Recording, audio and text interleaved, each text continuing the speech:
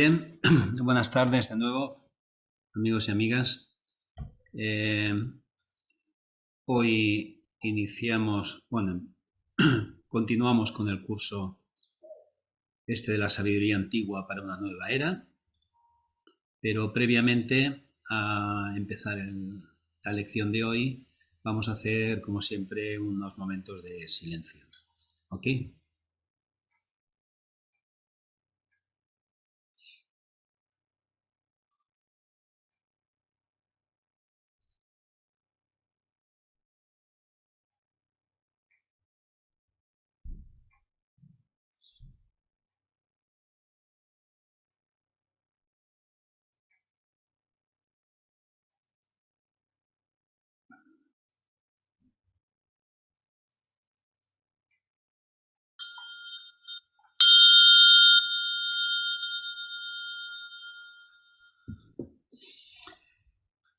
Bien, pues empezamos. Hoy toca el capítulo 3, que se titula El alma humana.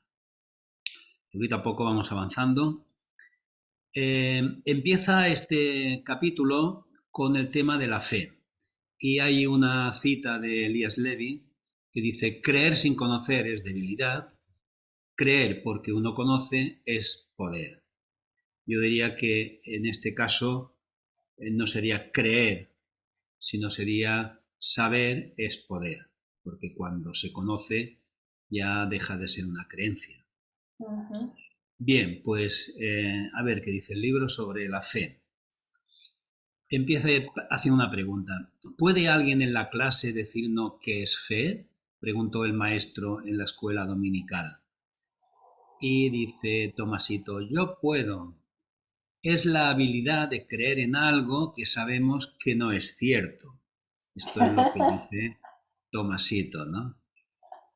Esta definición, desafortunadamente, es acertada en muchas ocasiones. Eh, a mí esta frase la verdad es que no me parece acertada, ¿no? Porque si sabemos que algo no es cierto, evidentemente ya no tenemos esa fe, ¿no? Eh, Sería aparentar que tenemos fe o que creemos en aquello, pero ya la fe no existiría. O sea que cuando sabemos que algo no es cierto, evidentemente no, ya la fe no está. Pero bueno, seguramente hay más de una persona que simula creer en algo en lo cual no cree. Bien, continúa diciendo: creemos en algo porque alguien nos ha dicho que es cierto o porque seremos castigados si no lo creemos. Dicho asunto es repetido miles de veces, alguna creencia, ¿no? Algo que se dice, hasta que se convierte en una tradición. Al no tener razones para dudar, resulta más fácil seguir la corriente y creer en algo que sabemos que no es cierto. En este caso, como decía, no sería fe, sería una apariencia de fe, ¿no? Eh, la, la definición de fe en el diccionario sería confianza o certeza, convicción de lo que no se ve o creencia. La creencia se tacha. En ocultismo no es eso. Bueno, no sé qué diría en el glosario de la fe. En todo caso, si alguien lo tiene, lo podemos luego comentar. De todas formas, aquí en el libro le va a dar una definición Ujú. de lo que es la fe, ¿no? También en hebreo se habla de las virtudes teológicas, que son la fe, la esperanza y la caridad, y hay una cita que dice: porque sin la fe es imposible agradar a Dios. O sea, se incita a todo el mundo a tener fe, porque así agradaremos a Dios, ¿no? Pregunta a alguien, dice: ¿existe en nuestras vidas un espacio para la fe o debemos depender solamente de aquellas cosas que puedan probarse científicamente? Contesta: existe un espacio para la fe, siempre y cuando tengamos un conocimiento mejor de lo que es la fe, de lo que queremos significar por fe, ¿no? Cada palabra tiene un significado diferente para cada persona que la emplea. Lo bonito de esto es que podemos definir el significado que le queremos adscribir a una palabra. A veces tenemos que explicar a otros lo que queremos decir, y este es el caso de la palabra fe. La fe, a nuestra manera de pensar, es la creencia en los conceptos o enseñanzas de alguien en quien tenemos una gran confianza o en algo que nos parece verdad, que nos resulta plausible. Podemos escoger el adaptar esta enseñanza sobre una base de fe temporalmente y aplicarla en nuestras vidas hasta que tengamos experiencia suficiente para que dicha enseñanza quede probada ante nosotros mismos.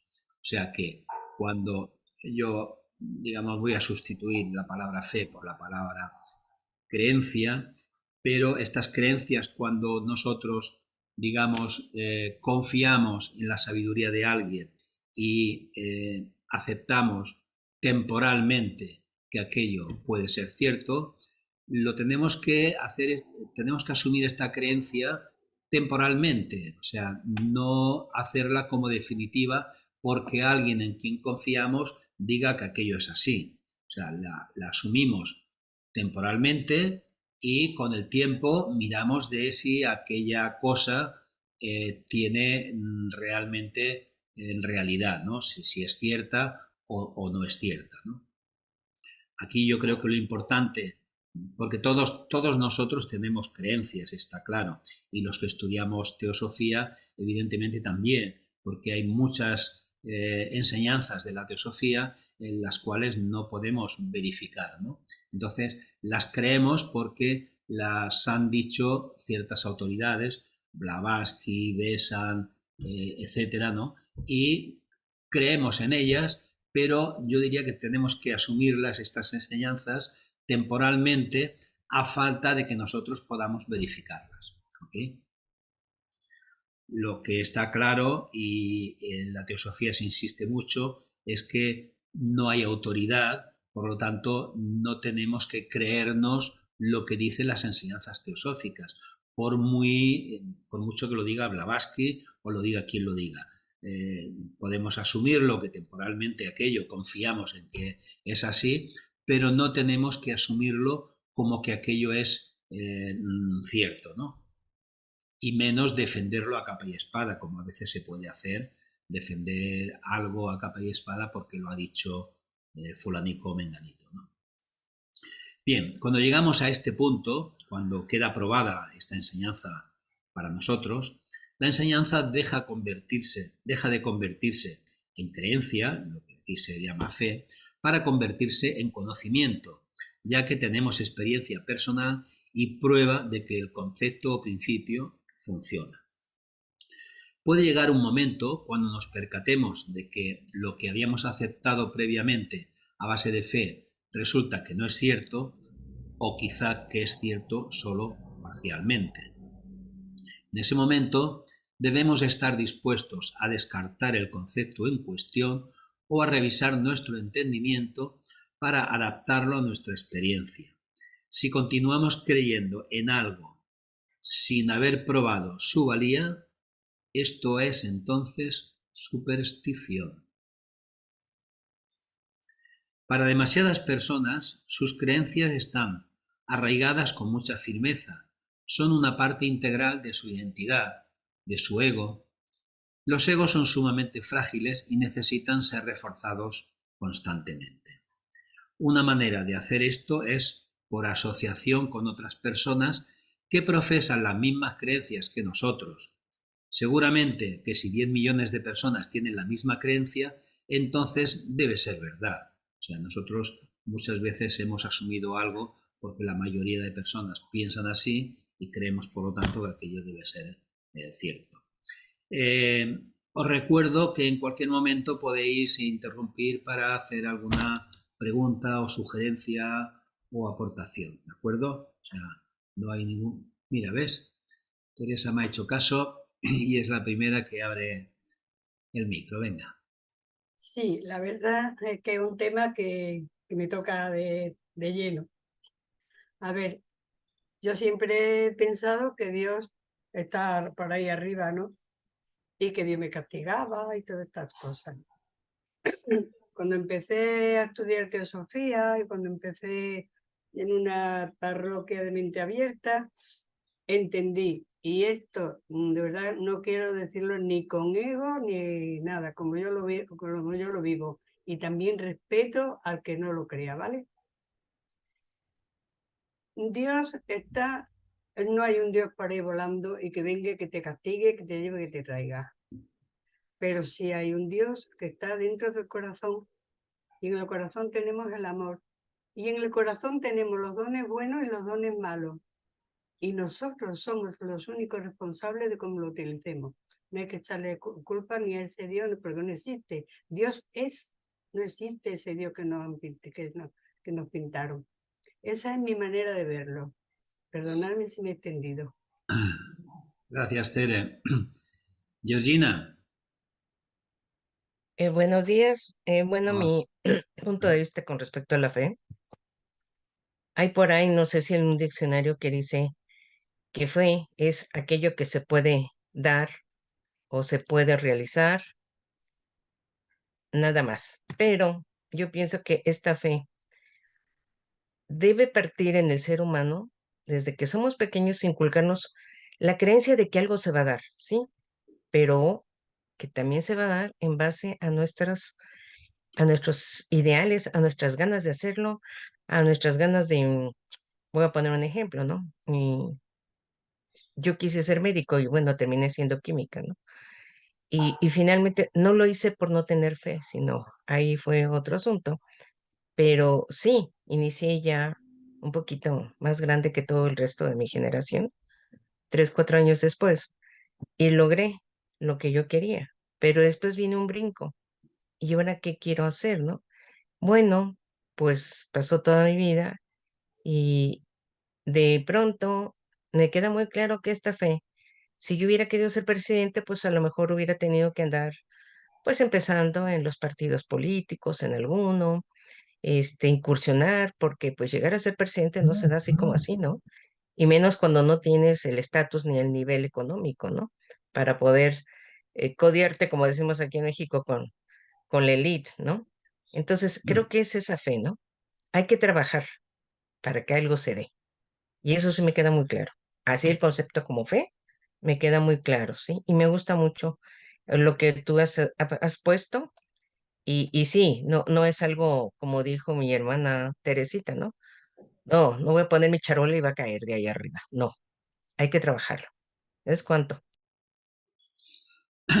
gracias, Georgina. Bien, continuamos. Dice aquí, seguramente que si 10 millones de personas tienen la misma creencia, entonces debería ser verdad, ¿no? En muchas ocasiones nosotros funcionamos así, ¿no? O mucha gente funciona así. Sigue, digamos, a la mayoría, ¿no?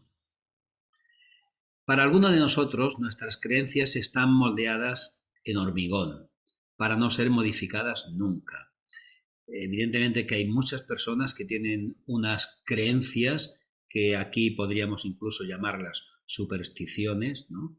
Que no están dispuestos a rectificar, no están dispuestos a modificar. Entonces, con estas personas casi que no merece la pena tener un debate, ¿no? Intentar convencerlos de que su creencia no es cierta, ¿no? Esta actitud de tener estas creencias tan arraigadas y tan firmes, esta actitud, dice el libro, es necesaria y tiene una función útil en las etapas tempranas de la transformación espiritual. Pero llega un momento cuando el modo antiguo de proceder deja de ser efectivo y somos forzados a adoptar, muchas veces en contra de nuestra voluntad, un sistema nuevo de creencias, uno que sea más útil a nuestro nivel actual de entendimiento espiritual. Pregunta, ¿no debemos ser capaces de probarle las cosas a los demás antes de poder nosotros cambiar de creer a saber? Esto es lo que requiere el método científico. Y se contesta, no hay ninguna diferencia si uno puede demostrar las cosas a los demás o no. Existen principios o leyes de la naturaleza que solo relativamente pocas personas comprenden y uno puede estar entre ellos. ¿Por qué debe uno probarle las cosas a todos los demás?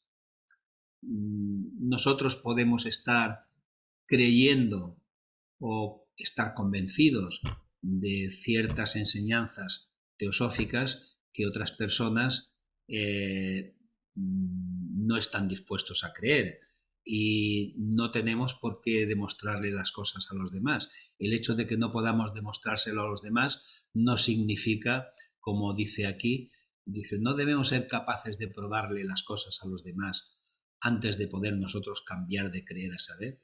No, nosotros podemos creer o saber sin necesidad de que los demás acepten lo que nosotros creemos, ¿no? Lo que nosotros sabemos.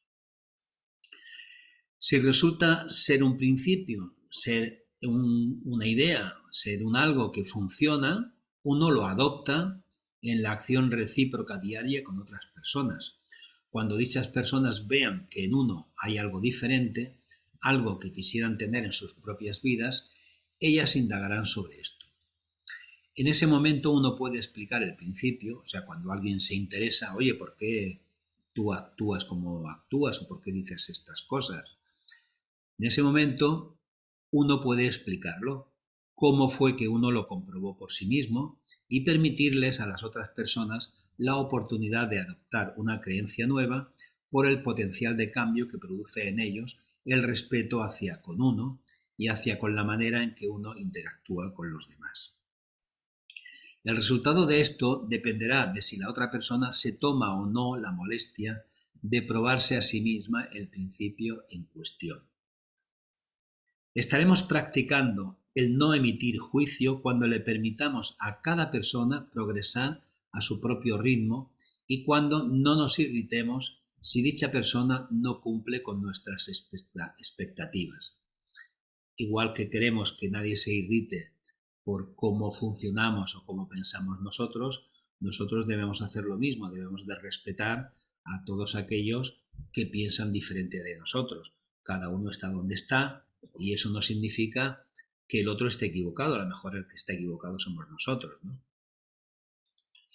Una vez la persona haya utilizado el principio en cuestión lo suficiente como para probárselo a sí misma, dicho principio deja de ser una creencia para convertirse en algo cierto, en una verdad. Es así como un entendimiento nuevo acerca de la ley natural se transmite de una persona a otra hasta que el mismo se convierte en parte integral del entendimiento humano. Resulta de suma importancia mantener una mente abierta. Debemos refinar constantemente nuestros conceptos de lo que es verdad. Que hemos hablado antes de tener todas nuestras creencias de forma temporal, ¿no? Debemos refinar constantemente nuestros conceptos de lo que es verdad. Si en algún momento estamos convencidos de que conocemos todo lo que es verdad y no estamos dispuestos a expandir o revisar nuestro concepto de verdad, nos habremos cerrado las puertas a un progreso espiritual subsiguiente y a alcanzar niveles de conciencia nuevas. Eso de creerse en posesión de la verdad es un error. Siempre tenemos que tener la mente abierta para poder o bien cambiar nuestros conceptos, nuestras creencias, aquello que creemos que para nosotros es cierto, o bien para que esa verdad relativa, porque son verdades relativas las que tenemos, se acerquen un poquito más a lo que es la verdad auténtica. O sea, para modificarla a mejor. Siempre cualquier idea que tengamos, cualquier cosa que pensemos que esto es así, siempre tiene alguna cosa nueva que permite mejorar esa idea que tenemos de lo que es cierto. Nunca tenemos que pensar que lo sabemos todo acerca de algo. ¿Ok? Continúa con el concepto de verdad y verdad absoluta. Es lo que estaba comentando antes, ¿no? Las verdades que tenemos siempre son relativas. Pregunta, ¿existe tal cosa como verdad absoluta? La contestación es sí, existe, pero es en el nivel del absoluto, lo que se llama Sat en sánscrito. Sat significa simplemente eso, debido a que el absoluto no posee cualidades. El absoluto sería ese Dios desconocido del que luego en esta lección también haremos algún comentario. Pregunta, ¿qué es Sat o el absoluto? El término no puede definirse, solamente podemos indicar lo que Sat no es. Sat es incomprensible, indefinible, inconmensurable, inconcebible e indivisible. Ni tan siquiera podemos decir que existe. Podemos decir que es el potencial para la existencia, pero aún esto no sería acertado por completo. Y ahora viene lo de aquello que os decía. En la doctrina secreta, en el proemio, hay 3 proposiciones fundamentales. Y la primera proposición fundamental habla sobre este Sat, sobre este absoluto. Y dice, existe un principio omnipresente, que le llama un principio omnipresente, eterno, sin límites e inmutable, sobre el cual es imposible toda especulación, ya que trasciende el poder de la concepción humana y sólo puede ser eclipsado por cualquier expresión o semejanza humana. Está más allá del campo y el alcance del pensamiento. En las palabras de Mandukya, uno de los Upanishads, es inconcebible e inefable. O sea que no podemos ni hablar de él. ¿Okay? Esto es Sat. Este sería el Parabrahma, lo absoluto. ¿Okay? Un principio omnipresente, eterno, sin límites, etc., ¿no? Y aquí incluso dice, ni tan siquiera podemos decir que existe. Podemos decir que este principio omnipresente, eterno, tal, es el potencial para la existencia. Pero aún esto no sería acertado por completo, porque es que no podemos decir nada de este absoluto. Es totalmente inconcebible, inconmensurable, indivisible, incomprensible, etcétera, etcétera. ¿Ok? ¿Todo bien? Sat es lo que era antes de que cualquier cosa existiera. Uno puede concebir solamente lo que uno puede observar. ¿Cómo puede uno observar algo cuando no existe dualidad, cuando no existe polaridad? Sat es lo que era antes de que cualquier cosa existiera. ¿Que hay algún momento en que no existe nada? Pregunto. Yo diría que siempre existe algo, lo que pasa es que, digamos, ese algo, ese absoluto, ese Sat, ese Parabrahma, está no manifestado y hay momentos en que se manifiesta, en que hay una manifestación. Es lo que llamamos en teosofía el pralaya, o sea, cuando hay la noche o cuando todo está, digamos, no manifestado, que parece que no haya nada, y cuando el Manvantara es cuando aparece el universo, cuando se manifiesta. Entonces, Sat es ese principio que aquí lo que dice es que es el potencial para la existencia. ¿Okay?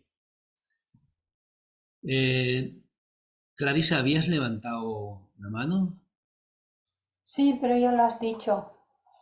Ah, bueno, disculpa, pero No, bueno, nada, era en relación con que cuando el universo está en pralaya no existe porque existir implica estar fuera, estar fuera, sí. manifestarse afuera y por lo tanto no hay cosas manifestadas.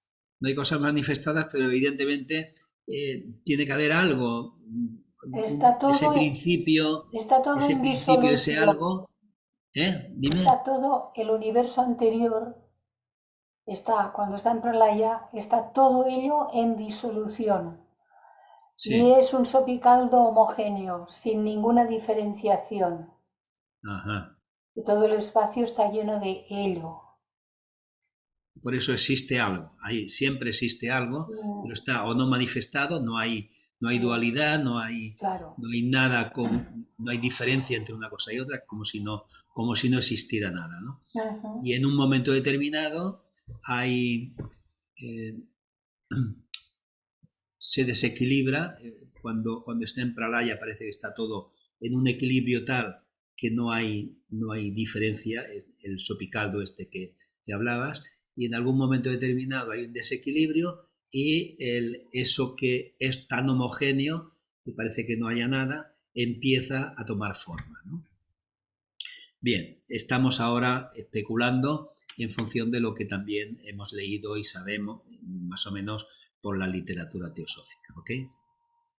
Pero bueno, si nos ponemos a pensar en el universo, en el infinito, en todo esto, más o menos llegaríamos a la conclusión de que todo esto que estudiamos tiene una lógica aplastante, ¿no? Bien, continuamos. Estamos hablando de verdad y verdad absoluta. Dice, debemos recordar que el absoluto no puede ser comprendido. Lo mejor que podemos hacer es reconocer que tal cosa existe y que la verdad absoluta se encuentra en ese nivel. En nuestro nivel de conciencia actual y por mucho en el porvenir, podemos comprender solamente las verdades relativas. ¿Okay? Nos encontramos ascendiendo hacia la verdad absoluta por medio de una serie larga y continua de despertares, de expansiones de conciencia, y una vez nos fusionemos con el absoluto nuevamente, dejaremos de existir como algo separado de ello hasta que ocurra otro periodo de manifestación. De hecho, no existimos como algo separado, pero hay esa sensación de que estamos separados. Pero hay un momento en que sí nos fundimos de nuevo con el absoluto, ¿no? Este acto de fundirse nuevamente con el absoluto es descrito de forma poética por Sir Edwin Arnold como la gota de rocío que se desliza hacia el mar resplandeciente. La gota de rocío no pierde su identidad, sino que ahora es una con el absoluto. Ella es el absoluto. Y aquí hablamos de la segunda proposición fundamental de la doctrina secreta, que habla de la eternidad del universo in toto, en todo en el universo, es eterno, como la eternidad del universo en todo lo que contiene, como un plano ilimitado, periódicamente el escenario de innumerables universos incesantemente manifestándose y desapareciendo, llamados las estrellas que se manifiestan y las chispas de la eternidad. La aparición y desaparición de los mundos es como el regular flujo y reflujo de las mareas. Veis que aquí está hablando de innumerables universos incesantemente manifestándose y desapareciendo. En la actualidad, la ciencia parece que está explicando el universo como que aparece de un punto infinitesimal y existe el Big Bang, pero parece como si el universo se creara de la nada y no llega más allá. Aquí en la teosofía lo que se dice es que este universo es uno entre muchos que han existido. O sea, el universo aparece, luego desaparece, vuelve a aparecer, vuelve a desaparecer, etc. En caso de que sea cierto el Big Bang, sería Big Bang uno detrás de otro, continuamente. No obstante, últimamente parece que se están descubriendo ciertas cosas a través de satélites que lanzan, sondas que lanzan al espacio, que están explorándolo, y parece que la teoría del Big Bang empieza a flojear, empieza a cuestionarse. Clarisa. Sí, aquí en la parte en que dice apareciéndose y desapareciendo, llamados las estrellas que se manifiestan y las chispas de la eternidad, la aparición y desaparición de los mundos. Esto es referido igual a las galaxias que a los sistemas solares, que a los sistemas planetarios, a todos ellos. Y otra cosa es el gran Manvantara o el gran Pralaya, ¿no? Pero todos los cuerpos referidos de esta manera, las galaxias aparecen y desaparecen, solo que los tiempos son, bueno, incalculables. Los sistemas solares aparecen y desaparecen y los tiempos también son incalculables, aunque ya se pueden contar, por ejemplo, el nuestro por millones de años, ¿no? Y los planetas y el largo, etcétera. Cuanto más cercano a nosotros, los tiempos son más cortos, pero aparecen y desaparecen. Y siguiendo con lo que dices, Clarisa, pues como es arriba es abajo. Y en nosotros existe lo mismo, aparecemos y desaparecemos. Tenemos nuestro Nos vamos al Pralaya y nuestro Manvantara, ¿ok? Entonces, ahora viene la tercera proposición fundamental, que habla de la identidad fundamental de todas las almas con el alma suprema universal. Esta última, el alma suprema universal, es un aspecto de la raíz desconocida, o sea, de aquel principio omnipresente, etcétera, de aquel que aquí llama Sat, ¿no? O sea, el alma suprema universal es un aspecto de esa raíz desconocida y además de esta identidad fundamental de todas las almas está el peregrinaje obligatorio para cada alma, una chispa del alma universal a través de todo el ciclo de encarnación o necesidad, de acuerdo con la ley cíclica y kármica durante todo el término. O sea, tenemos el principio omnipresente del cual no podemos decir nada, es incomprensible, inconcebible. Tenemos que los universos aparecen y desaparecen. Todo en el universo es eterno, pero todo al mismo tiempo aparece y desaparece. Nosotros mismos aparecemos y desaparecemos. Tenemos nuestro Pralaya y nuestro Manvantara. ¿Okay? Y luego, la tercera proposición nos habla de que todas las almas, nosotros, y cualquier cosa que tenga, bueno, sí, todo lo que existe en la naturaleza, todo lo que está manifestado tiene un alma, tiene esa identidad, todas las almas tienen esa identidad fundamental con el alma universal. ¿Okay? Y todas estas almas tienen ese ciclo de encarnación cíclica y kármica. ¿Todo está claro? ¿Alguien quiere hacer algún comentario, alguna pregunta, alguna duda?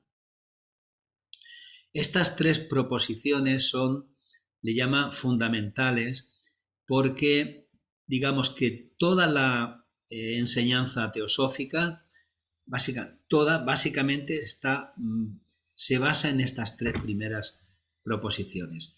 Cuando leemos cualquier cosa en la teosofía, tendríamos que tener presentes estos tres principios, estas tres proposiciones, para poder entender las enseñanzas mejor.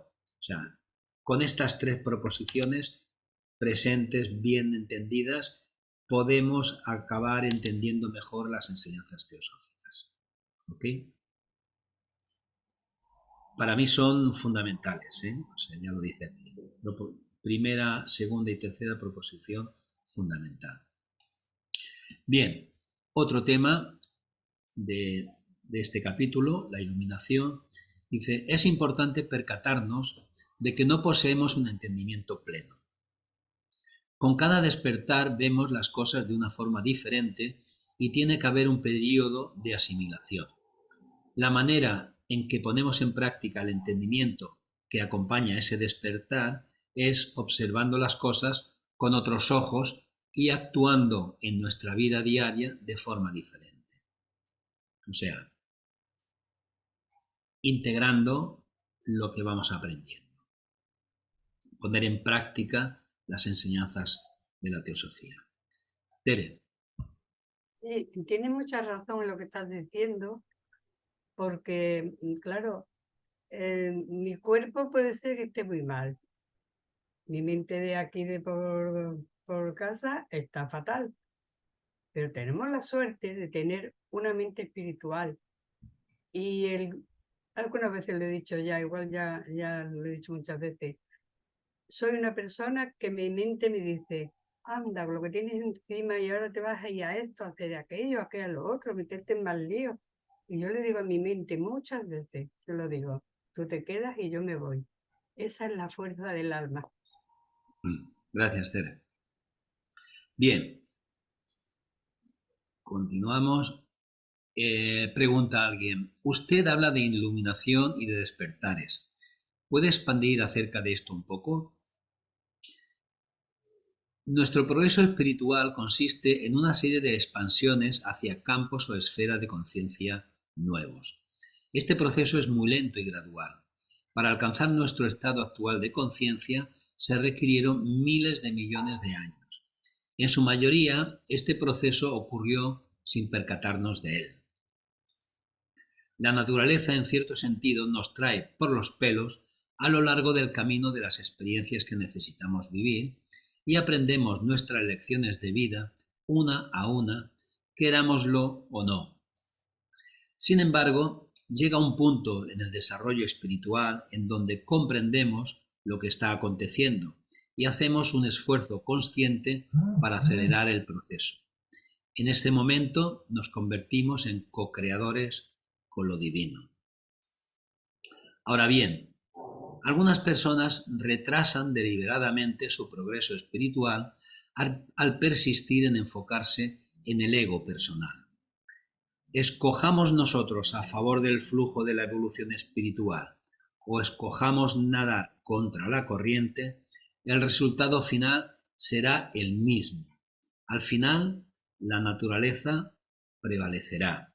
O sea, siempre, lo que dice aquí, se requirieron miles de millones de años para llegar a este nivel de conciencia que nosotros tenemos ahora, ¿no?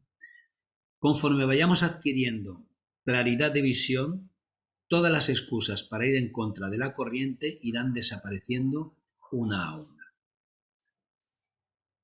Aquí tengo una imagen donde esa evolución empieza, pasa por el reino mineral, el reino vegetal, el reino animal y continúa en el reino humano.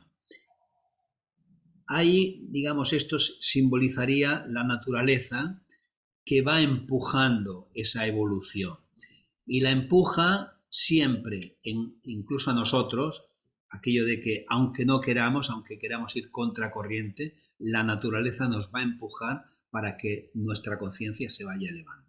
Ahora bien, nosotros somos los únicos de todos estos reinos, reino mineral, vegetal y animal, somos los únicos que podemos acelerar nuestro progreso. Es como si fuéramos en un río de aguas bravas y, todo es como un tronco de madera que va arrastrado por la corriente del río. Pero nosotros vamos en una barca y podemos remar no contra corriente, sino a favor de la corriente para ir incluso más rápido, ¿no? Y no solamente eso, sino si cuando vamos a favor de la corriente, cuando vamos a favor de las leyes de la naturaleza, nuestra vida, va bien. Cuando intentamos nadar contra corriente, el sufrimiento está a la orden del día. El contravenir las leyes de la naturaleza, que es ir contra corriente, solo generará sufrimiento, porque el karma va a venir y nos va a decir, te estás equivocando, tira por otro camino, ¿no? Bien, uno puede hacerse la vida más fácil o más difícil dependiendo de las decisiones tomadas. Si uno quiere una vida más fácil, debe escoger trabajar a favor de las fuerzas de la naturaleza y no en su contra. Lo que estaba comentando, ¿no? Si remamos a favor, nuestra vida será, nuestra vida irá mejor. Si remamos en contra de la corriente de la naturaleza, pues lo que vamos a obtener va a ser bastante sufrimiento. Algunas personas han experimentado lo que se denomina iluminación instantánea.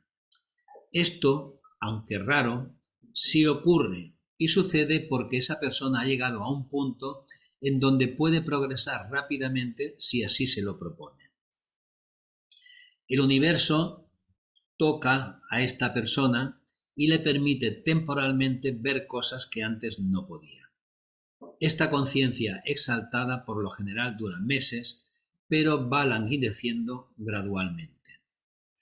A pesar de eso, la persona nunca retornará completamente al nivel de conciencia que tenía antes, y si hace un esfuerzo con todas las energías y recursos disponibles, puede retomar ese nivel de conciencia más elevado y retenerlo de forma permanente.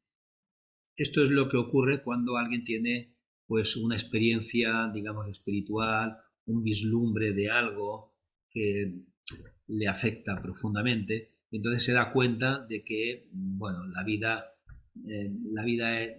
es algo diferente de cómo la solemos vivir, ¿no?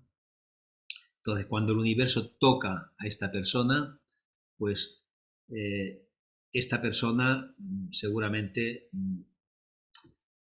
ha adquirido algo, una experiencia que le va a ayudar a que mantenga ese, digamos, ese compromiso con las fuerzas de la naturaleza, ¿no? Ese nadar a favor de la corriente.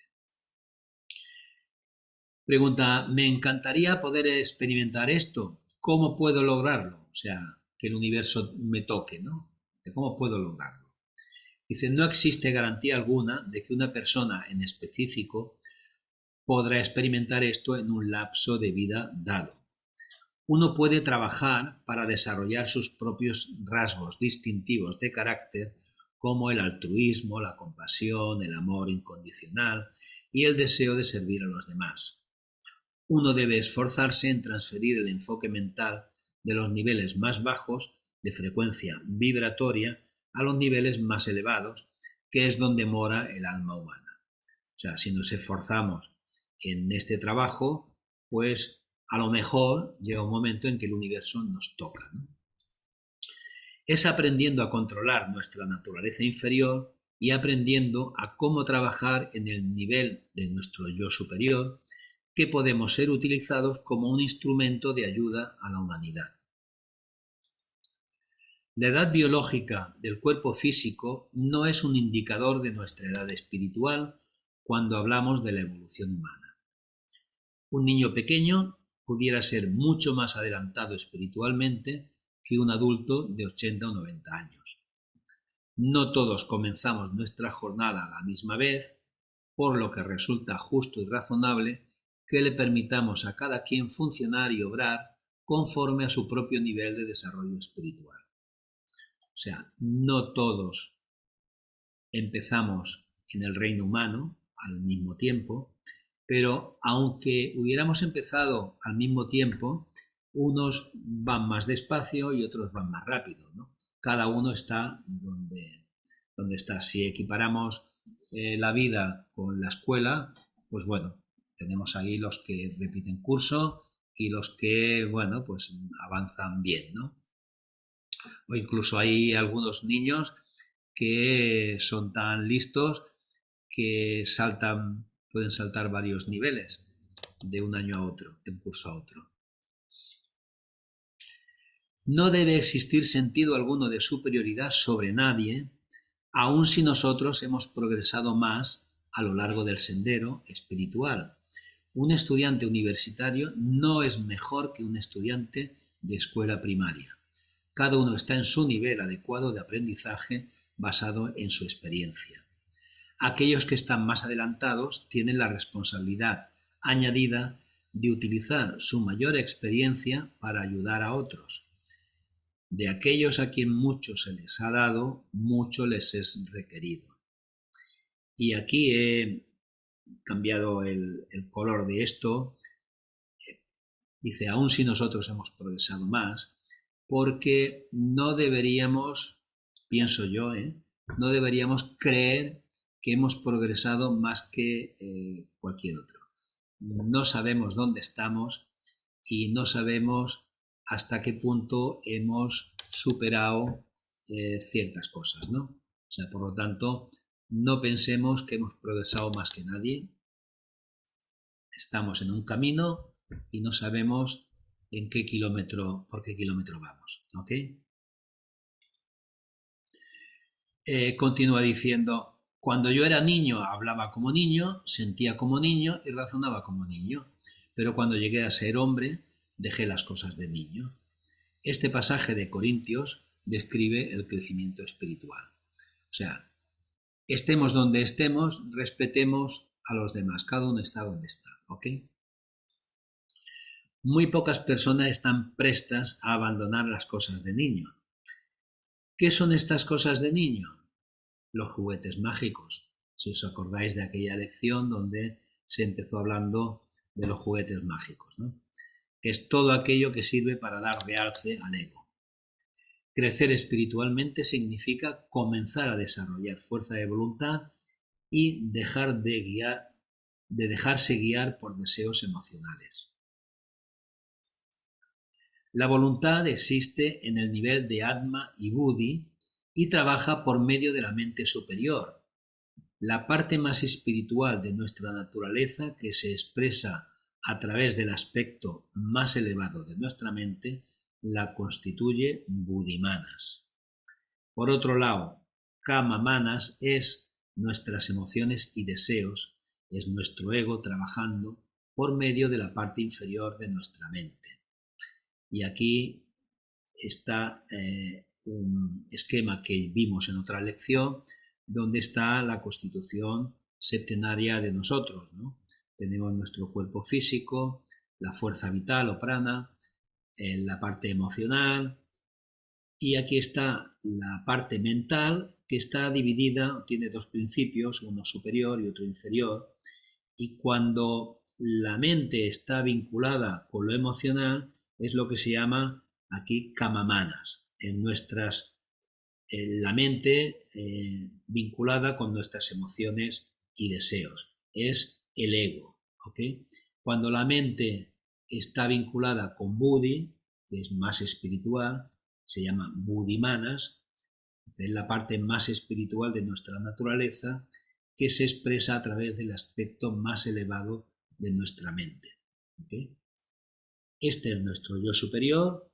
Tenemos que mirar de enfocar nuestra vida hacia lo superior y dejar de funcionar como normalmente estamos funcionando en kamamanas. O sea, la mente concreta vinculada con los deseos, las emociones, los sentimientos, etcétera, etcétera. ¿Vale? Aquí es donde estamos funcionando casi al 100% en nuestra vida. Bien, el crecimiento espiritual presupone que logremos esto hasta que ello se convierta en nuestro patrón ordinario de vida. O sea, que estemos funcionando desde la mente superior, ¿no? Alguien dice, esto suena como algo imposible de lograr. No sé de nadie que lo haya logrado aún. En la actualidad esto resulta en una imposibilidad para la mayoría de seres humanos porque todavía no se encuentran en esa etapa de desarrollo. Digamos que no nos encontramos todavía en esa etapa de desarrollo. Existe, sin embargo, personas que han alcanzado ese nivel necesario, así como también existen otras que están trabajando hacia ello arduamente. Y aquí es posible que estemos nosotros también, que estemos trabajando para intentar llegar a que funcionemos a través de nuestro yo superior, ¿no? Todas las personas, independientemente de la etapa de desarrollo espiritual en que se encuentren, pueden trabajar hacia la consecución de esta meta. La meta no debe ser lograr esto para el futuro inmediato, ni tan siquiera para esta vida. El objetivo se debe alargar hacia el futuro distante, inclusive hacia vidas o encarnaciones futuras. De lo contrario, limitaremos nuestras posibilidades. Aquí he puesto estos puntos porque yo esta frase me la cuestiono. O sea, está claro que seguramente no vamos a lograr la iluminación o funcionar a través de nuestro yo superior en este futuro inmediato, en esta vida, muy posiblemente. Pero eso no quiere decir renunciar a ello. Y aquí pone, El objetivo se debe alargar hacia el futuro distante, hacia vidas, encarnaciones futuras, de lo contrario limitaremos nuestras posibilidades. Vale, yo acepto que seguramente necesitaré vidas, encarnaciones, unas cuantas o muchas para llegar ahí, pero yo no me pongo el objetivo de que eso lo voy a lograr en un futuro muy lejano. Mi objetivo es lograrlo cuanto antes. Acepto que este cuanto antes sea algo muy largo, pero bueno, ¿por qué no puede ser en esta vida si trabajo lo suficiente o en la vida próxima? O sea, yo diría que eso de asumir que ese objetivo lo tenemos lejísimos, a mí no me parece lógico, ¿no? Pero bueno, Clarisa y luego Tere. Sí, es que, a ver, uno puede hablar algo acerca de lo que ha estado vivenciando, porque ¿qué sabe uno de los demás? Nada. Pero si uno habla de lo que ha estado vivenciando, y estoy de acuerdo con lo que estabas comentando, Ramón, porque sin pretender lograr nada o no lograrlo, ni existe esa pretensión. Sin embargo, la medida en que yo introduje cambios en mi forma de pensar y de sentir y de actuar y de hablar, esos cambios eran importantes, porque aunque yo era una buena persona, no tenía ni idea de nada de este mundo, ni de los mundos venideros, ni de los mundos superiores, ni de nada de nada. Por lo tanto, empecé a hacer los cambios y gradualmente, pero muy notablemente, yo cada día estaba un poco mejor. Estaba mejor y seguía estando cada vez mejor. Por lo tanto, no hace falta proyectarse a vidas futuras, porque los hechos nos muestran que si uno está pasando del miedo, de la ansiedad, de los complejos y de un largo etcétera, a un estado de cada vez mayor paz y mayor armonía, no de la noche a la mañana, pero de una manera graduada, constante, significa que lo que estamos haciendo es real y produce efectos reales aquí y ahora en la vida actual. Y eso nos permite darnos cuenta de que andamos por la senda correcta. Así lo describiría yo. Sí, Clarisa. Tere. Sí, estoy de acuerdo con cosas que dice Clarisa y es así, pero fíjate, yo pienso que cuando un alma está preparada y salta la chispa, que yo le llamo la chispa, ¿no? Del espíritu, o lo que tengamos ahí, yo pienso que entonces ya no tenemos que buscar qué hacer para llegar, no tenemos que llegar en un sitio, tienes que hacer. Y después ya tendrás recompensa o no, pero hazlo. Y entonces yo pienso que también depende mucho, por eso no me gusta, a mí no me gusta juzgar a nadie, porque yo tengo muchísimos fallos, pero pienso que cuando una persona, el alma ya va evolucionando, de verdad, te viene todo para hacer. Es trabajoso, muy trabajoso, pero no te das cuenta, lo haces porque hay que hacerlo. Y también pienso que todos no podemos hacer lo mismo. Yo no soy de una conferencia, yo soy charlatana, no tengo la mente así, pero tenemos que pensar que todos tenemos un alma y que todas las almas no somos iguales, que unas están, lo que tú decías antes, más evolucionadas y otras menos. Hay niños con almas viejas, de tantas veces ya como ha venido, ¿verdad? Nosotros estamos todavía con los pies en el suelo. Quien piense lo contrario se va a dar un porracino grande.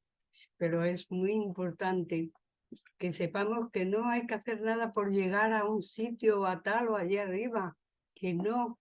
Lo importante es que cuando tu cuerpo muere, tu alma, ¿a dónde va? Al astral.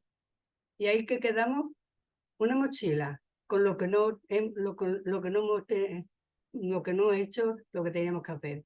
Y cuando el alma vuelve, coge la mochila para volver a empezar. Así es como yo me entiendo. Pues así lo pienso. Gracias, Tere. Bueno, parece que tenemos claro que este objetivo de tenerlo en un futuro distante, yo diría que no, que sería el trabajar día a día, el objetivo de mejorar continuamente, de ser mejor persona, de aplicar las enseñanzas, pero no tener este objetivo ni cercano ni distante. Objetivo, mejorar. Otra pregunta. Dice, usted nos ha hablado acerca de Atma, Buddhi y Manas y nos ha dicho que Manas significa mente. ¿Puede usted explicar un poco acerca de la mente humana? Para comenzar, no confundamos la mente con el cerebro. El cerebro es simplemente el instrumento por medio del cual obra la mente en el mundo físico. ¿Ok? Entonces, tengo aquí un esquema que no sé si está bien, pero a mí me parece que puede aclarar un poquito. Tenemos aquí una imagen del ser humano con su aura, ¿no? Que son los diferentes principios, los diferentes cuerpos que tenemos. El etérico, el astral, el mental, etc., ¿no? Entonces, el cerebro es algo físico y está, digamos, en contacto con nuestro cuerpo mental, ¿vale? ¿Y cómo está en contacto? Es como si tuviera una radio que pone una frecuencia y está en esa frecuencia, capta lo que este cuerpo mental que tenemos, este principio mental, que aquí está la mente superior y la mente inferior, pero depende de cómo estemos enfocados, de qué frecuencia tengamos vibratoria, estamos con la mente inferior, ¿no? Estamos recibiendo los mensajes de la mente inferior. Pero al mismo tiempo, este cuerpo mental que nosotros tenemos, que forma esta parte de nuestra aura, está dentro de esa mente colectiva, de esa mente universal. Por lo tanto, también dependiendo cómo estemos enfocando nuestra vibración, en qué frecuencia estemos, hay personas, incluso nosotros, somos capaces de percibir ideas, pensamientos, conocimientos que son de la mente colectiva, de la mente universal.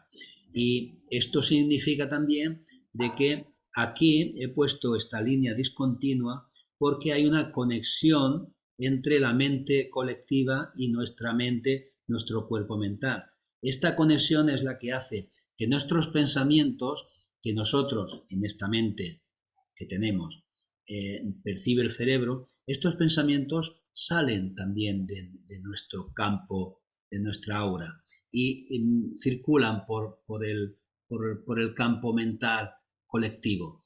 Y lo mismo está ocurriendo con otros pensamientos, con los miles, millones de pensamientos que hay, que también penetran a través, o sea, porque está todo vinculado, es como si fuera esa gota de la que se habla en el océano, pues esa gota está en contacto con el resto de gotas, ¿no?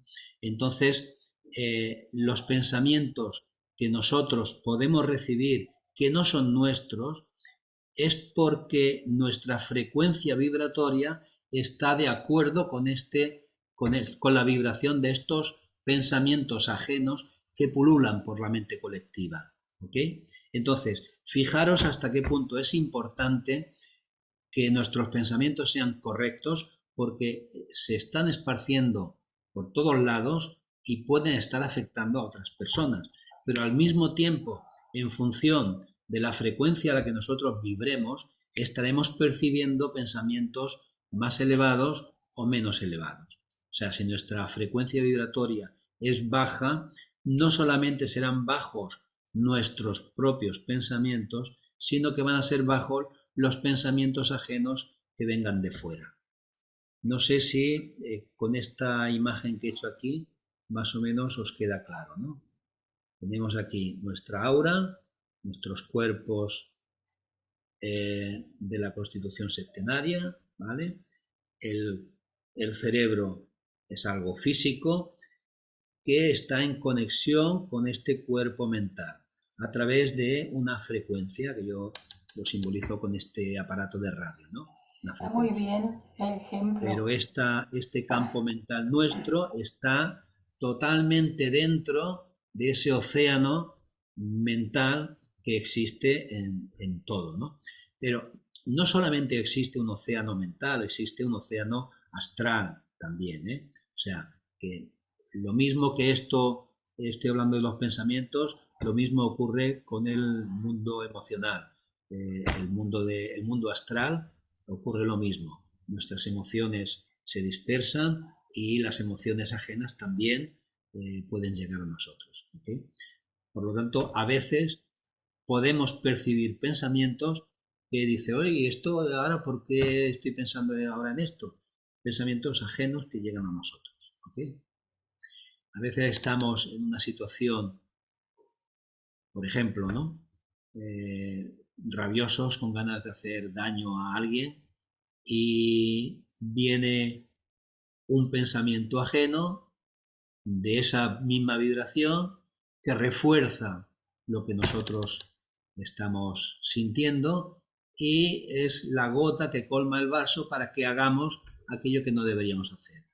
Y lo mismo puede ocurrir a alguien.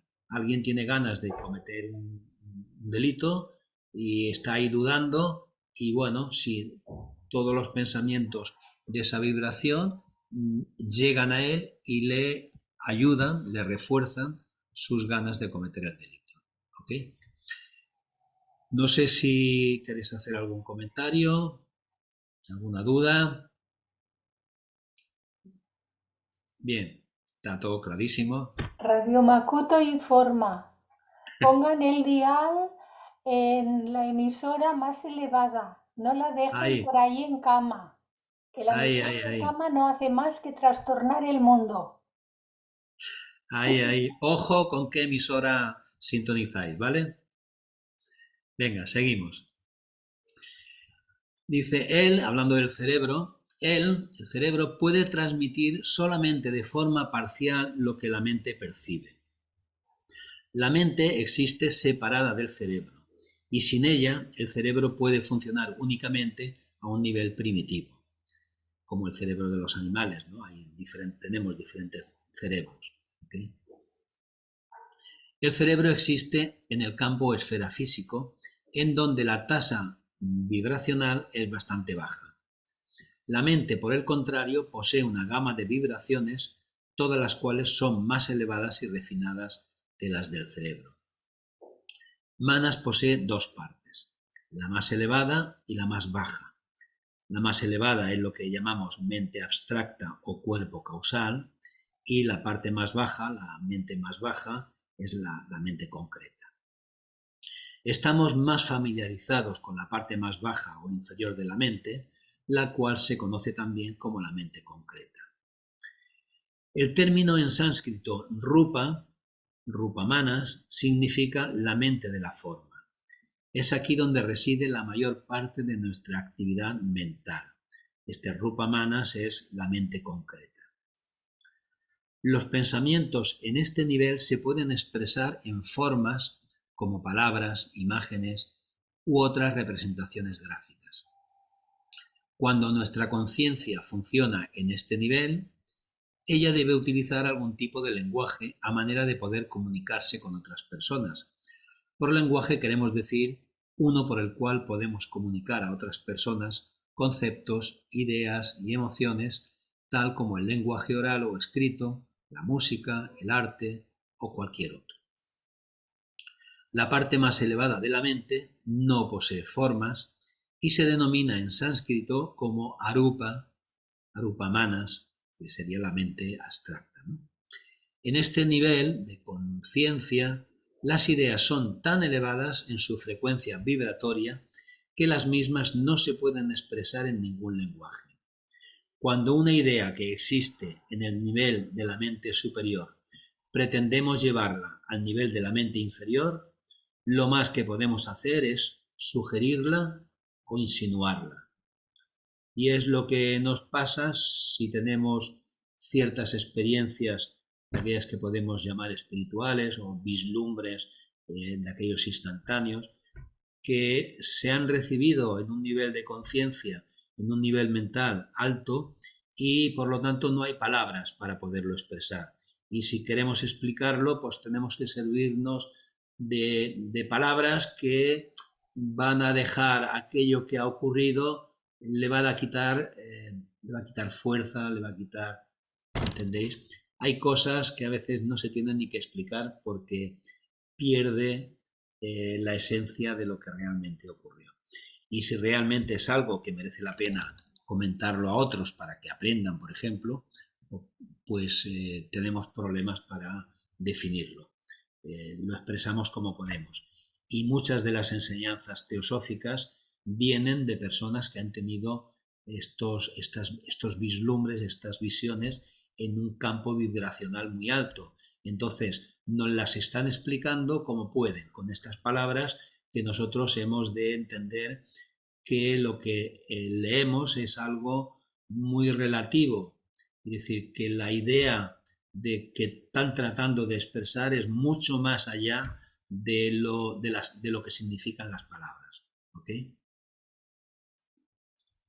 Bien, los símbolos, ya sean estos abstractos, concretos o aún palabras utilizadas como símbolos, resultan ser una representación deficiente de lo que estamos tratando de comunicar, pero es lo único que tenemos a nuestra disposición. No olvidemos que el campo o esfera de la mente superior es donde reside el alma. Este es el mismo esquema que hemos visto antes, pero he añadido aquí también que aquí en la mente abstracta, que es donde reside el alma, el mana superior, también es el cuerpo causal, llamamos en teosofía cuerpo causal. Y este kama manas, la mente inferior vinculada con el astral, esta manas inferior es la mente concreta. ¿Okay? Aquí reside el alma. Esto de aquí arriba, estos tres, Atma, Buddhi y Manas, es lo que para nosotros es permanente. Esto de aquí cambia de vida en vida. ¿Okay? Esto de aquí es provisional mientras estamos aquí con este cuerpo físico. Cuando obramos en el campo o esfera de la mente inferior, la mente concreta, no podemos apreciar la conciencia existente en el nivel superior. Y cuando obramos en el nivel emocional, aún más bajo, estamos todavía más alejados de cualquier nivel de comprensión. Solamente si ascendemos nuestra conciencia al nivel superior, por medio de la meditación y la contemplación, es que podremos lograr adquirir algún nivel de conciencia acerca de lo que está ocurriendo en esos niveles elevados. ¿Okay? Cuando obramos en el nivel emocional estamos aún más bajos que cuando obramos en la mente concreta. Para poder comprender cualquier cosa en un campo o esfera más allá del de la mente inferior, debemos elevar nuestro nivel de conciencia a ese nivel más elevado. La única manera en que dos personas pueden comunicarse al nivel de la mente superior es si ambas han desarrollado sus respectivas conciencias en ese nivel. Si una de las personas ha desarrollado su nivel de conciencia en el campo o esfera más elevado y la otra no, el que posee el mayor grado de conciencia puede tratar de inspirar a la otra persona para que se esfuerce en elevar su propia conciencia, o de lo contrario, tendría que comunicarse en el nivel más bajo, el cual resulta ser inferior marcadamente. O sea, la forma de comunicarse sería que el que tiene la conciencia más elevada baje al nivel del que la tiene menos elevada. El que la tiene menos elevada no puede subir a ese nivel más elevado de conciencia. ¿Okay? Aquí nos habla de Krishnamurti, que dedicó la mayor parte de su vida a enseñarles a las personas cómo lograr elevar sus conciencias. Muchos de sus seguidores durante años lo escucharon y leyeron sus enseñanzas. Sin embargo, pocos de ellos podían explicar de forma adecuada lo que él estaba queriendo enseñar.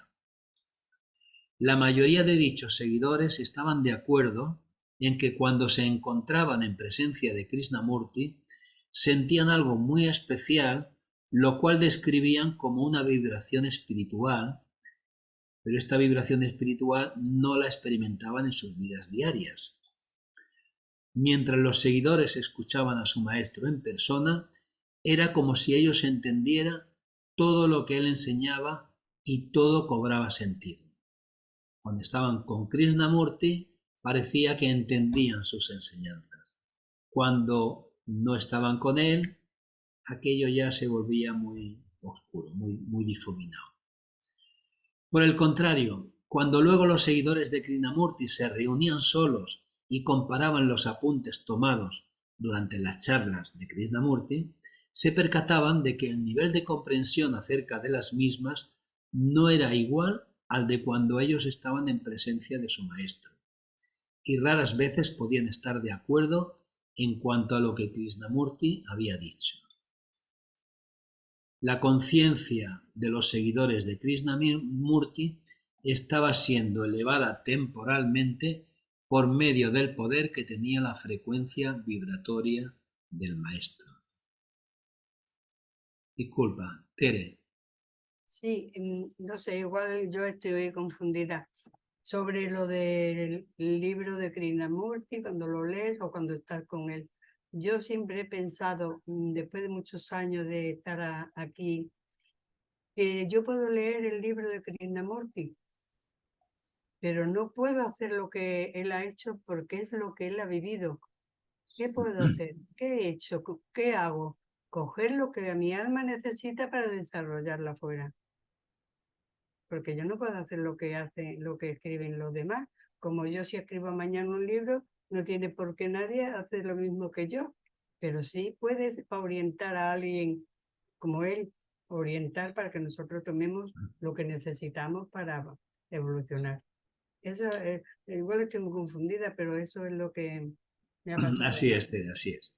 Bien, vemos que dice aquí la conciencia de los seguidores de Krishnamurti estaba siendo elevada temporalmente por medio del poder que tenía la frecuencia vibratoria del maestro.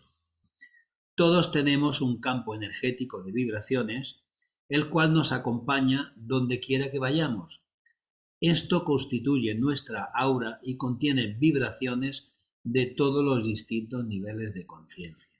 Entonces, esta aura, cuando estamos en contacto, estamos cerca de otras personas, está influyendo a las personas que tenemos a nuestro alrededor, ¿no? Si tenemos una persona con un nivel de conciencia elevado, en una vibración alta, y está cerca de nosotros, seguramente nosotros nos sentiremos en ese momento un poquito más elevados. Cuando estamos cerca de personas que tienen un nivel de vibración muy bajo, seguramente notaremos cierta incomodidad. ¿Okay? Entonces, cuanto más elevada está la conciencia de una persona, parece ser que este aura cada vez es más grande, se extiende más y por lo tanto afecta más a las personas con las que está en contacto. ¿Okay? Cuando nos encontramos próximos a una persona que posee un campo energético puro y altamente desarrollado, nos vemos influenciados por este. Es lo que le pasaba a los que estaban al lado de Krishnamurti. En la India hay el concepto este de satsang, que quiere decir en presencia de la verdad, que es cuando un discípulo quiere, asume estar al lado de un maestro, a veces la enseñanza no se da mediante palabras, se da simplemente por estar en contacto con el maestro. Este contacto vibratorio hace que el discípulo poco a poco vaya elevando su nivel de conciencia. Esto se llama satsang. Significa eso, en presencia de la verdad, ¿no? En el momento en que nos alejamos de ese campo energético, regresamos a nuestro nivel natural de ser. Pero nuestro propio campo energético ha sufrido cierto grado de cambio por haber actuado recíprocamente con esa persona que poseía el campo energético más desarrollado. O sea, algo ha cambiado en nosotros cuando estamos en presencia de alguien más elevado. Ese algo que ha cambiado puede ser que nos afecte de forma de que esa idea, esa sensación que tenemos nos ayude a ir progresando, a ir trabajando en ese sentido, o que lo vayamos olvidando y poco a poco aquello desaparece y volvemos a como estábamos antes, ¿no? O sea que la influencia con el tiempo acaba desapareciendo, en más o menos tiempo acaba desapareciendo. Por otro lado, cuando nos encontramos en presencia de una persona con un nivel bajo de vibración, sentimos una pesadez o negatividad y nuestro primer impulso es alejarnos de esta influencia. Esto seguro que lo hemos vivido todos, pero seguramente lo hemos vivido más aún cuando entramos a ciertos lugares donde hay esa vibración baja, ¿no? Y entramos y tenemos esa sensación de malestar, de pesadez, de negatividad, ¿no? Una persona con un alto nivel de evolución tiene un aura compuesta solamente por las vibraciones más elevadas en cada nivel de conciencia. Las vibraciones provenientes del alma son mucho más poderosas que las que provienen de la personalidad. Recordar que la personalidad son estos principios desde el físico hasta el manas o la mente inferior. Esto es la personalidad.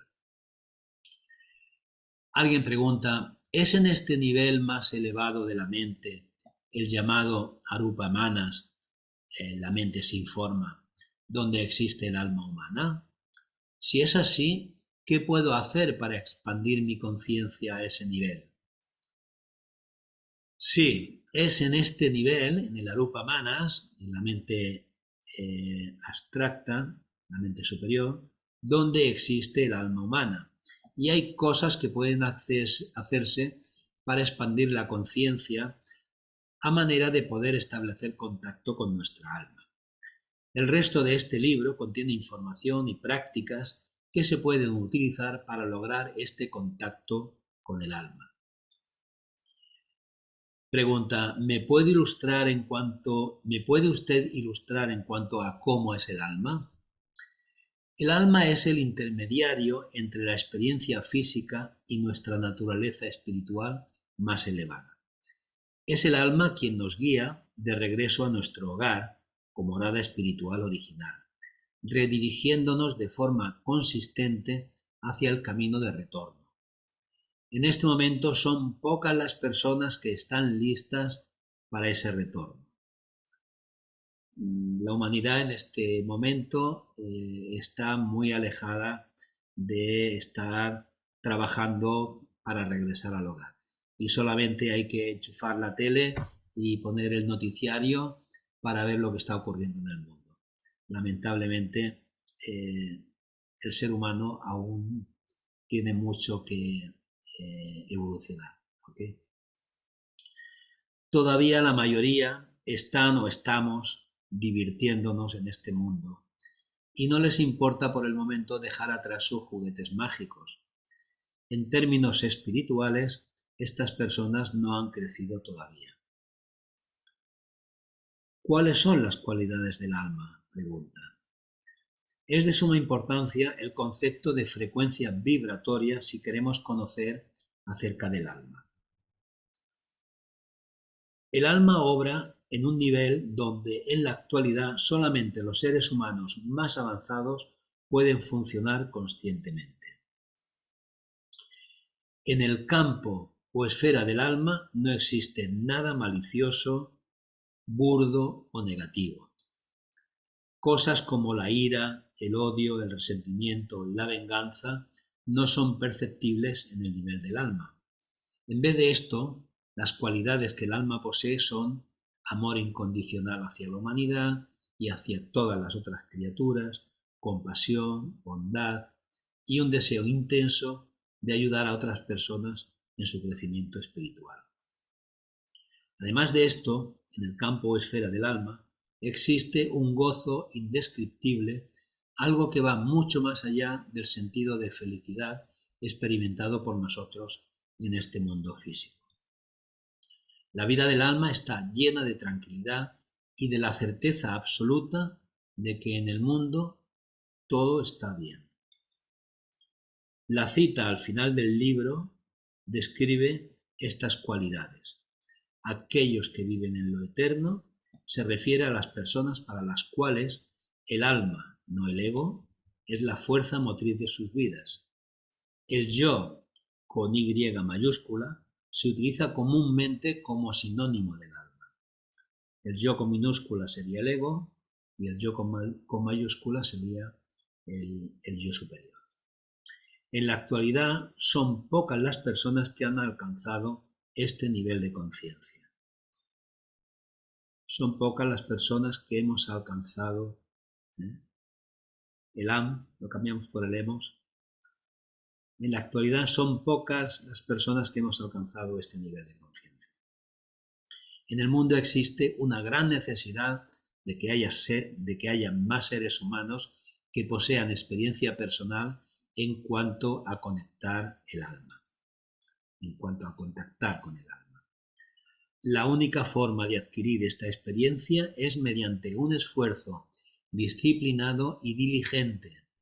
Solo aquellos aspirantes que demuestren un valor indómito, una pureza sin mancha y un fuerte intelecto podrán esperar hacer un esfuerzo que sea viable. Y aún esto no garantiza el éxito. Recordar en la primera lección de este curso vimos este escrito de Blavatsky que habla, dice, hay un camino empinado y espinoso, plagado por peligros de toda clase, pero es un camino y lleva al corazón mismo del universo. Puedo decirte cómo encontrar a aquellos que te mostrarán la puerta secreta que solo se abre hacia el interior y se cierra rápidamente para siempre detrás del neófito. No hay peligro que un valor indómito, aquí está hablando del valor indómito, de la pureza sin mancha y del fuerte intelecto. No hay peligro que un valor indómito no pueda conquistar. No hay prueba que una pureza sin mancha no pueda atravesar. Y no hay dificultad que un fuerte intelecto no pueda superar. Para aquellos que triunfan, porque aquí dice, aún esto no garantiza el éxito, para aquellos que triunfan hay una recompensa más allá de cuanto pueda decirse, el poder de bendecir y salvar a la humanidad. Para quienes fallan, hay otras vidas donde poder alcanzar el éxito. Precioso esto, ¿eh? Dice, he escuchado que el alma es eterna. ¿Es eso cierto? No, el alma no es eterna. Una vez hayamos adquirido la perfección como seres humanos, el alma deja de existir.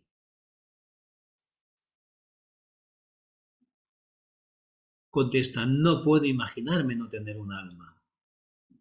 Dice, no existe necesidad para el alma una vez nos hayamos graduado del reino humano.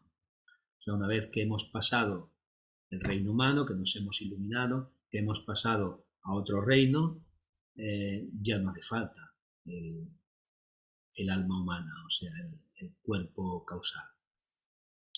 El alma es lo que nos inspira durante el tramo humano de nuestra travesía, es el faro que nos muestra la dirección que debemos tomar y una vez que hayamos dominado el nivel más elevado de la conciencia humana, necesitamos un faro nuevo a un nivel superior. El faro previo, en este caso el alma, cumplió ya su propósito y se desintegra. El faro nuevo ha estado ahí todo el tiempo, pero ahora ejerce una función mucho más prominente que antes. El faro nuevo es Atma-Buddhi, los otros dos que quedan. Nos referimos a este nuevo faro como la mónada y funciona por medio de Atma-Buddhi. Dice, ¿cuándo es que termina nuestra jornada? ¿Cuándo es que llegamos a la meta? La jornada nunca termina. Por eso se le llama progresión eterna. La siguiente cita del Pranavavada ilustra este concepto. Y dice el Pranavavada, los átomos forman moléculas, las moléculas compuestos, los compuestos células, las células tejidos, los tejidos órganos, los órganos cuerpo, los cuerpos comunidades, las comunidades clases y razas, las clases y razas reinos, los reinos de muchas gradaciones y conexiones variadas forman un planeta, los planetas forman un sistema solar, los sistemas solares forman un sistema más vasto, y así sucesivamente de forma interminable. En ningún lugar encontramos una simpleza indivisible, en ningún lugar encontramos una complejidad final. Todo es relativo.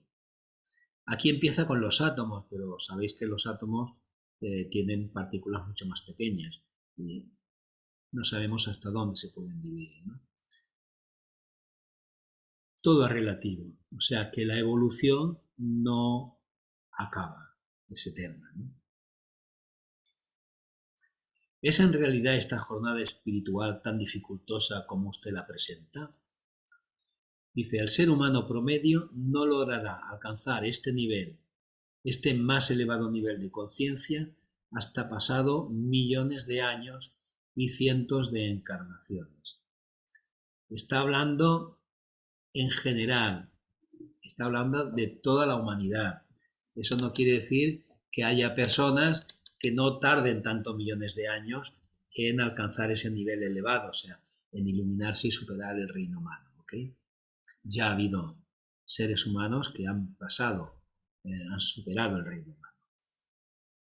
Periódicamente, la jerarquía espiritual realiza un esfuerzo especial y se ofrece una oportunidad para un progreso muy acelerado.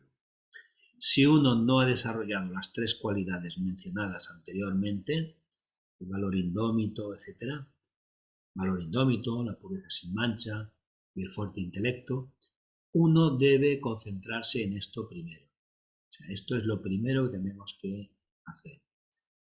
Este esfuerzo no es para los de corazón débil y el mismo no se encuentra libre de peligros. Recordad, hay un camino empinado y espinoso, plagado de peligros de toda clase. El tiempo para tal oportunidad es ahora. Es ahora cuando tenemos que seguir trabajando. ¿Okay? Usted mencionó anteriormente el desarrollo del carácter. ¿Qué significa exactamente ese término? Desarrollo de carácter significa hacer contacto con el alma y transferirle a ésta, mediante un proceso largo y continuo, el control sobre nuestra personalidad. Ya no es el ego quien está a cargo, sino una parte más espiritual de nuestro ser. La personalidad pasa a convertirse simplemente en un instrumento a través del cual el alma puede funcionar en el mundo cotidiano. Yo diría que aquí es cuando se podría aplicar aquella frase de hágase tu voluntad. O sea, hágase tu voluntad, que es la voluntad de lo que somos realmente, de esa parte divina que somos, ¿no? Ya no es el ego el que está a cargo, ya es esa parte elevada nuestra la que funciona. Podemos tener un pedazo de bambú, pero no podremos utilizarlo como instrumento, puesto musical, hasta tanto no hayamos removido la médula para permitir así el paso del aire. No sirve de nada tener una caña de bambú y si soplamos no va a ocurrir nada, ¿no? De igual forma ocurre con la personalidad humana. Tiene que poseer espacio interior y mientras esté llena de ego, deseos personales y cargas emocionales no resueltas, no puede servir como instrumento para el alma. Aquí cuando está hablando de ego, deseos personales, yo añadiría de creencias, de prejuicios, de conceptos, ¿vale? A veces como a los niños pequeños, que hay que educarles, hay que enseñarles y tal, pero luego cuando van creciendo ellos, aquello que le hemos enseñado, igual lo desechan y cogen conceptos nuevos, ¿no? Nosotros estamos en un proceso de aprender y seguramente tenemos que pasar por el proceso de desaprender, de empezar a vaciar todo lo que conocemos. Georgina, ¿Será por esto que entonces los judíos o los maestros, cuando uno va a estudiar cábala, te hablan de que hay que vaciar la vasija? A mí, en lo personal, eso me pareció muy ofensivo. Dije, ay, estos ya me dijeron cualquier cosita, ¿no? Vasija.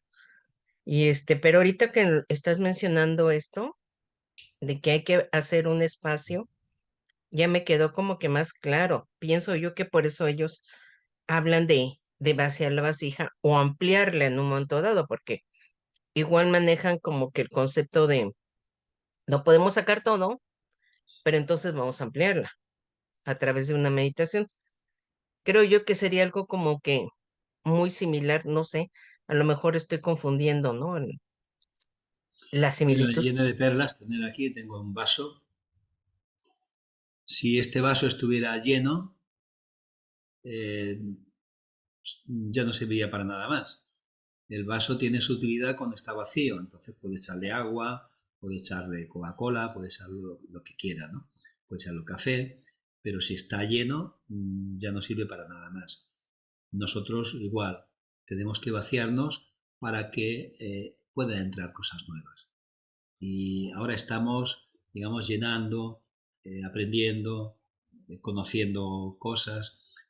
Finalmente tenemos que empezar a vaciar también para que puedan entrar nuevas cosas también. ¿Ok?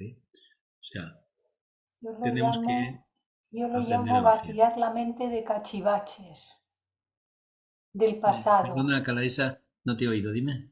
¿Sí? que lo llamo vaciar la mente de cachivaches Sí, sí. del pasado, del hice, no hice, me hicieron y no me hicieron, pero si hubiera dicho, pero yo lo dije así, pero el otro me contestó, ay que no se acuerdan de mí y este me ha hecho daño y el otro también y yo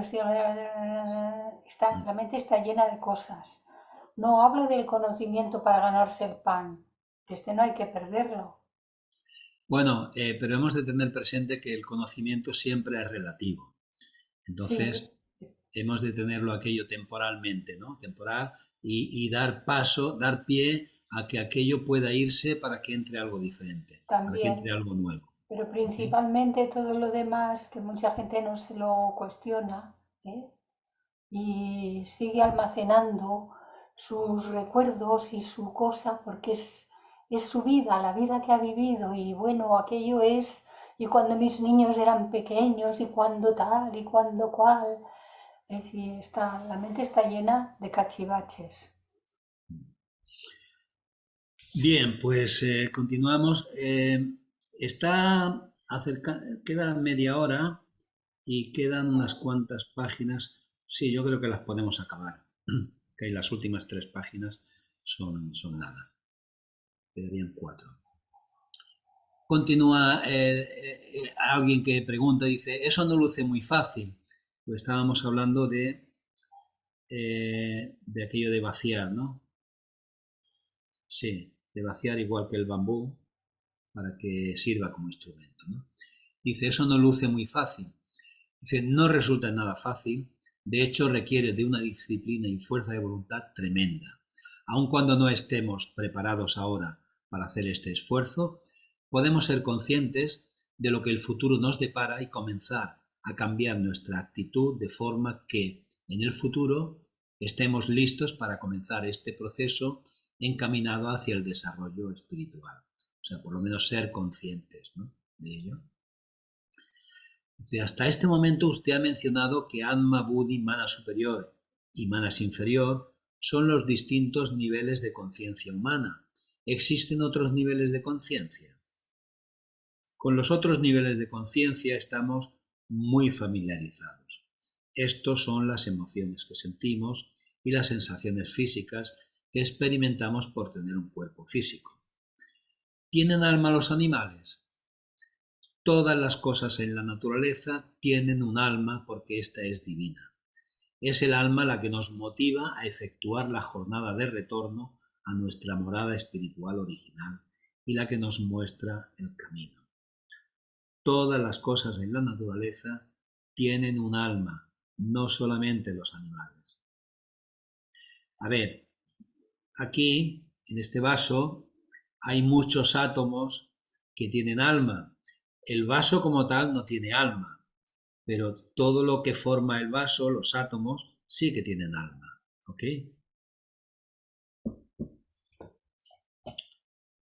Todas las cosas en la naturaleza tienen un alma porque ésta es divina. Y es el alma la que nos motiva a efectuar la jornada de retorno. ¿Ok? El alma humana, sin embargo, es diferente a la de los otros seres conscientes en el sentido de que es individualizada. Se dice que el ser humano es parte animal y parte Dios. En las etapas tempranas de nuestro desarrollo humano, éramos mucho más parecidos a los animales en el sentido de que nuestros deseos, pasiones y emociones nos motivaban a pensar y a actuar. A medida que continuamos nuestro crecimiento, vamos viendo las cosas más como son. Los asuntos del mundo ya no nos resultan tan atractivos como antes, sin embargo, no poseemos todavía nada con que sustituirlos. Comenzamos a percibir nuestro potencial espiritual, pero el mismo todavía no queda claro. Es en este momento cuando sobreviene una lucha intensa, el conflicto entre la inmersión en el mundo material, lo cual conocemos muy bien, y el llamado del campo o esfera espiritual, algo sobre lo cual conocemos muy poco. Y seguramente muchos de nosotros estamos aquí en esta lucha de dejar los juguetes mágicos, de abandonarlos o seguir con ellos, ¿no? Y ahí estamos, peleándonos nosotros internamente. La batalla del Bhagavad Gita está aquí en nosotros, ¿no? Es solamente cuando resolvemos esta lucha a favor de nuestra naturaleza espiritual que podemos proceder hacia la culminación de la fase humana de la evolución, permitiéndonos alcanzar así un más elevado nivel de conciencia. Entonces nos convertimos en co-creadores con el universo. Hemos comprendido adecuadamente el plan de progreso espiritual y tomamos entonces nuestro lugar entre aquellos que elaboran por la causa sin pensamiento alguno hacia sí mismos. Lo que muchas veces ha explicado Tere, de hacer las cosas sin pensar en la recompensa, ¿no? Nos hemos ganado un lugar dentro de la jerarquía espiritual. Todavía lo tenemos un poco alejado, ¿no?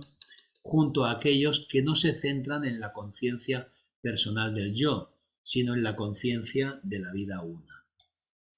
Esta lucha fuerte entre la personalidad y el yo superior está descrita con mucha belleza en las alegorías del Bhagavad Gita y en muchas de las parábolas de Jesús en el Nuevo Testamento.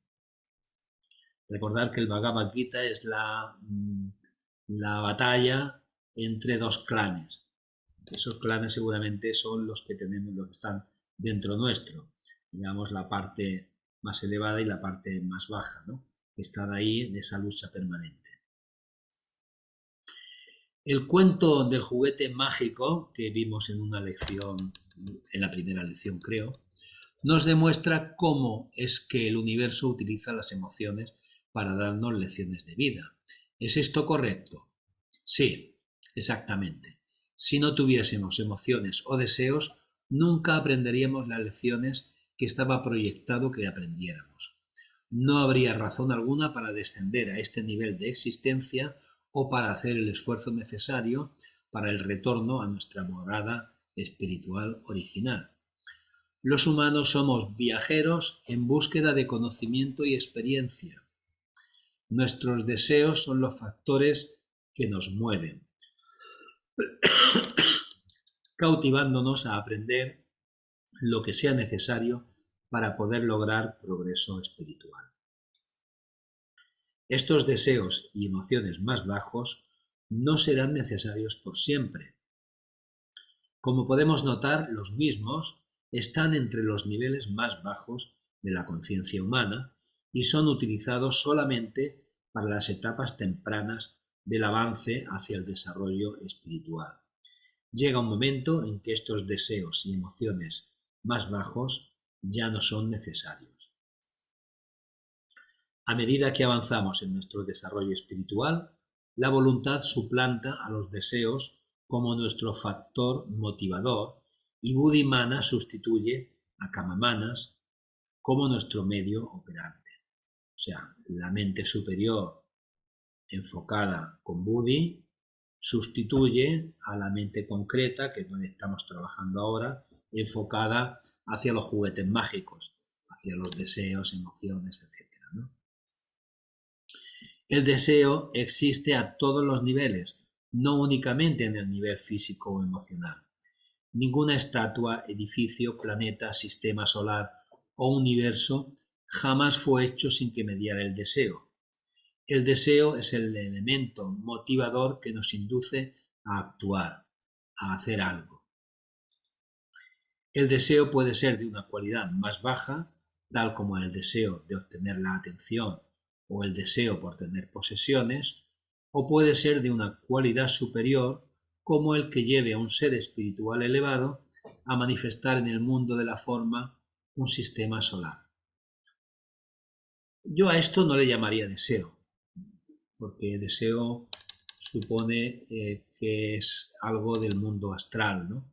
Le llamaría de otra manera, porque un ser espiritual... Es voluntad divina, Ramón.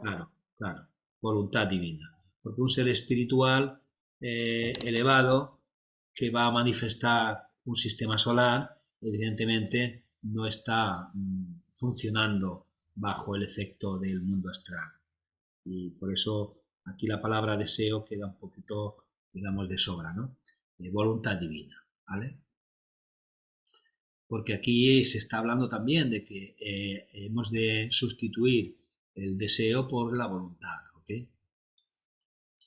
En los seres humanos hay un rango amplio de deseos, algunos motivados por nuestras emociones, las cuales son de índole egoísta, y otros deseos motivados por nuestra naturaleza más elevada y el ansia de ayudar a otros en su progreso espiritual. Evidentemente que sí que hay deseos muy elevados, ¿no? Pero no dejan de formar parte del mundo astral, ¿no? Este último tipo de deseo es desinteresado y de naturaleza altruista. Cuando un constructor quiere crear unos cimientos de un edificio, él no simplemente vierte el hormigón sobre el suelo. Primero el constructor fabrica un molde que tenga la forma del producto terminado que se quiere. Vierte el material dentro y entonces este asume la forma que se pretende. El molde es un objeto temporal y es útil solamente por un tiempo limitado. De la misma forma, el constructor divino fabrica formas a manera de moldes y vierte dentro de ellas el material, en este caso el espíritu. Desafortunadamente los humanos desarrollamos un apego emocional hacia estas formas y nos perturbamos cuando las mismas se destruyen. O sea, aquí nos está hablando de que de hecho nuestro cuerpo físico no es más que un molde que sirve para que entre el espíritu y el espíritu pueda funcionar en este molde. Llegará un momento en que este molde ya no sirve y se destruye. Y bueno, pues así nos va cuando se destruye el molde, ¿no? Estamos todos asustados ante la muerte. Quizás no todos, ¿no? Nunca fue la intención de que estas formas, de que estos moldes fueran permanentes. Las mismas existen temporalmente para que el espíritu presente en ellas adquiera experiencia. Las formas continúan cambiando con el tiempo, pero una forma puede crecer únicamente hasta cierto punto antes de tornarse inútil. Cuando este momento llega, la forma es destruida y el espíritu presente en ella se vierte dentro de una forma nueva. En la próxima lección lo veremos, ¿no? una que esté más en consonancia con el nivel de conciencia adquirido por dicho espíritu como consecuencia de sus experiencias previas.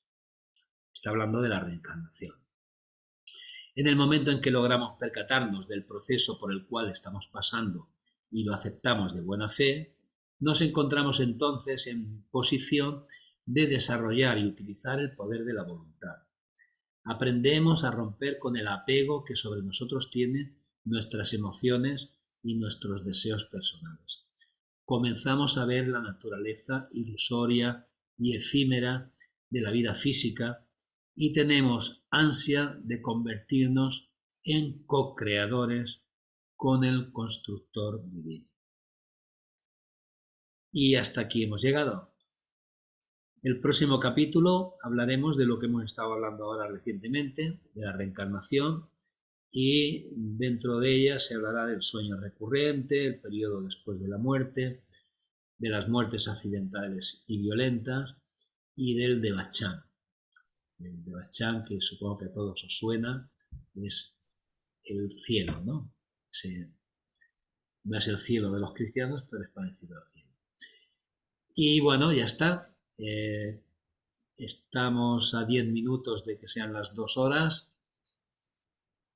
Si tenéis preguntas, aportaciones, dudas, solamente tenéis que abrir vuestro micrófono, no todos a la vez, ¿eh? No habléis todos al mismo tiempo, ¿vale? Sí, Georgina, no te rías. No, digo, sí me da gracia, ¿no? De no se aglutinen, por favor. Sí. Muy bonita tu exposición. Entré un poquito tarde porque ando media así como fuera de onda con los horarios. Todavía no me acostumbro a que aquí en México es una hora y en España es otra. A mí me cuesta mucho eso de aterrizar esas cosas de horarios, pero excelente tu exposición. Me encantó, querido hermano Ramón, como siempre. Muchas gracias porque preparas esto para nosotros y para que también sea más fluido y que nos centre más algunos conceptos, ¿sí? Yo en lo personal te lo agradezco mucho. Gracias, Ramón. Gracias, Georgina, por estar aquí. Bueno, ¿alguna cosa más? Josep Antoni, no te oímos. Luego tú, Emilio, pero a ver si Josep Antoni puede conectar su micro. ¿No?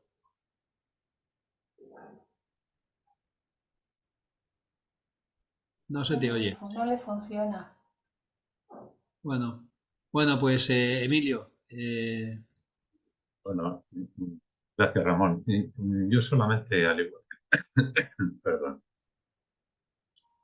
al igual que Georgina, agradecerte el trabajo que estás haciendo y compartiendo con nosotros, felicitarte por ello, y es sumamente interesante y además muy claro y complementario la perspectiva, la visión de estos autores, y tal como lo presentas, pues ayuda mucho a la comprensión. Se lleva muy bien, así que gracias. Y muy interesante lo que viene en la siguiente lección. sí. La siguiente lección también es muy interesante. Y bueno, la idea es esta, ¿no? Mi trabajo a mí me sirve mucho porque preparándolo para vosotros, quizás soy yo el que más aprende, pero la idea no es solamente aprender yo, sino que sirva para vosotros también, que de hecho ya conocéis seguramente todas estas enseñanzas, ¿no? Pero siempre va bien repasarlas, verlo explicado de otra manera, con algún ejemplo como el que he puesto de la mente. Parece que, bueno, si hay imágenes, y bueno, si puede ser esto de ayuda para los que estamos estudiando teosofía, pues ese es el objetivo, ¿no? Gracias a vosotros por permitirme hacer estos cursos, porque de verdad que para mí es mejor que si estuviera yo estudiando solo o estudiando también en grupo, también se aprende mucho, ¿no? pero preparar esto me obliga a leer las cosas de otra manera. No solamente a leerlas, sino a tratar de entenderlas para poderlas explicar, ¿no? Bueno, pues amigos, gracias por haber estado aquí, y si no hay nada más, pues cerramos ya la charla de hoy, ¿ok? Muchas gracias, Rafael.